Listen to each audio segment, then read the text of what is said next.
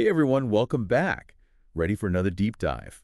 Absolutely. Always excited to explore some new ideas. Well, today we're tackling some pretty powerful stuff, really. We're going to be looking at Søren Kierkegaard's two upbuilding discourses. Kierkegaard, huh? Now there's a thinker who really gets to the heart of things. That's right, published back in 1844. These discourses, they were meant to give people some spiritual guidance, encourage personal growth and all that. I can see how those themes would have resonated back then, and even more so today, I'd say. Definitely. And what's really interesting is, even though, it comes from a philosophical and you could say religious context, the ideas inside, they offer valuable insights for anyone, honestly. I mean, regardless of your personal beliefs, if you're looking for a more fulfilling life, well, Kierkegaard might have some answers. I think what makes Kierkegaard so compelling is that he doesn't shy away from the tough questions. He really grapples with the human condition, our search for meaning, our struggles with faith and doubt. Right, right. And, speaking of those big questions, let's jump into the discourses themselves. We've got love will hide a multitude of sins, and to will one thing. Just from the titles alone, you can tell we're in for some deep stuff. Oh, absolutely. I mean, those titles, they really cut to the chase, don't they? They do. So let's start with the first one. Love will hide a multitude of sins.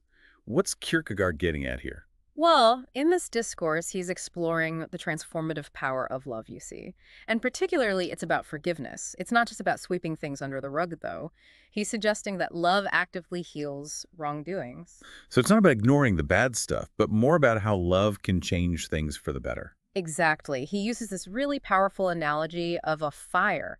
Imagine a fire that consumes and transforms everything it touches. That's what love does to sin, according to Kierkegaard. It doesn't just ignore it, it burns it away. Makes space for something new and good to come in. That's such a vivid image, the fire burning away the negativity. Yeah. So how does this burning away of sins through love, how does that play out in our lives? Well, think about it. Think about a time when someone truly forgave you. For something you messed up, something you regretted. Yeah, I can think of a few times like that. It's a powerful feeling. It is. It feels like a huge weight has been lifted, right? Like the relationship can actually start to heal. That's the kind of power Kierkegaard is talking about. And you know what? It's not just about forgiving others. It's also about forgiving ourselves. That's so important, that self-forgiveness. Yeah. It's something we often overlook, I think. We can be so hard on ourselves. Absolutely. We hold on to these grudges against ourselves, and it really prevents us from moving forward.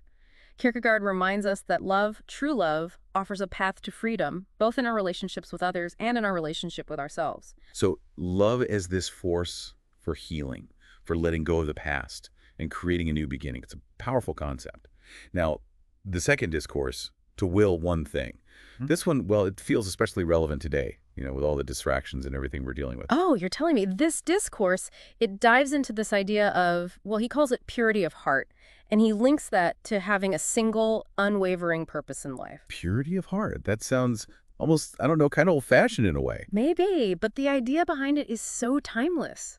Think about it. We live in a world where we're constantly bombarded with choices, with information, with demands on our time and attention. And social media, don't forget that. It's like a constant stream of distraction. Exactly. And Kierkegaard saw that coming, in a way.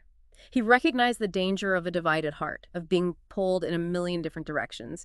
He believed it leads to inner turmoil, this sense of emptiness, never feeling truly fulfilled. And the contrast to that is this idea of willing one thing, dedicating yourself to what truly matters. Precisely.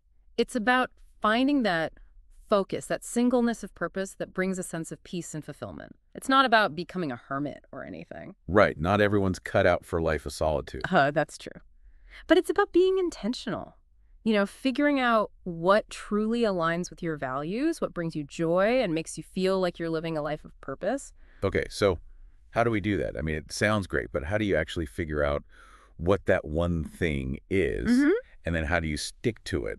With all the distractions and temptations out there. It starts with self-reflection. Take some time to really think about what matters most to you. What are your core values? What are the things that bring you genuine joy and fulfillment? What kind of impact do you want to have on the world? Those are big questions, but I think it's important to ask them. So once you figured out those things, what then? Well, then you start to make choices. You might have to say no to certain opportunities or commitments. You might need to minimize distractions, like limiting your time on social media or being more mindful of how you spend your free time. You might even need to make big changes, like switching careers or simplifying your lifestyle. It sounds like it's not just about finding a specific thing to do, Yeah, but more about aligning your actions with your values, living with integrity. you got it. And that's what Kierkegaard is really pushing us to do. He's challenging us to rethink our ideas about success and happiness. He's saying that true fulfillment, it doesn't come from achieving external goals or accumulating possessions, but from living in accordance with our deepest selves. It's so easy to get caught up in that chase for more, Yeah. more money, more stuff, more status, Yeah. and it never really seems to satisfy. Right. And I think Kierkegaard's message is more relevant than ever in today's world. We're so bombarded with messages telling us we need to be more, do more, have more. Maybe finding our one thing, that core purpose, could be the antidote to that feeling of emptiness. It's a powerful idea. And what's really remarkable is that even though it comes from a religious context, these discourses have something to offer everyone. Exactly. You don't have to be a devout Christian to appreciate the wisdom in these discourses. Whether you're spiritual or not, Kierkegaard's insights offer valuable guidance for anyone looking to live a more meaningful and fulfilling life. So as we wrap up here, I want to leave you with a question. Could reflecting on these ideas, forgiveness as a healing force and the power of willing one thing, could that lead to a more meaningful and fulfilling life, even outside of a religious context? Think about it. Take some time to consider what resonated with you today, what really stood out, and then think about how you might apply these concepts to your own journey. You know, the pursuit of self-understanding and personal growth, it's a lifelong journey. And I think Kierkegaard's discourses offer a really valuable roadmap for that journey. Absolutely. Thanks for joining us for this deep dive. Until next time. Take care.